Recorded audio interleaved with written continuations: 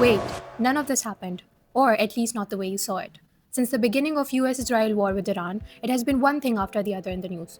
But what remains constant is AI-generated content. If you've been on Instagram, X, or TikTok, or just have picked up your phone in the past week, you have probably seen them. Missile strikes in Tel Aviv, the Burj Khalifa on fire, crowds running in panic, or a secret Iranian missile base revealed. But here's the catch: none of this has anything to do with reality. Now, in its sixth day, this conflict has already been described as one of the landmark moments for misinformation. From digital fight simulators resembled as real-time combat videos to misrepresentation of old videos that has nothing to do with the ongoing events. But it was the AI that took the lead this time, on a different scale, accessibility, and resemblance to real life.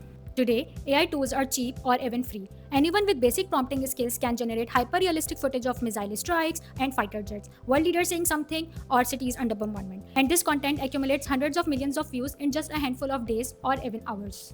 In the past few days, ever since the war started, the volume of AI generated content has skyrocketed on social media, prompted X to edit its policies on misinformation.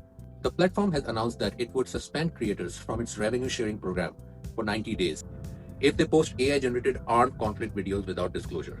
All of this because they have just found a guy who was managing 31 accounts all by himself, posting AI war content under variations of Iran War Monitor. At iVerify Pakistan, we have been tracking this closely. In the past few days, we fact-checked 31 claims related to this conflict, out of which 16 were AI generated.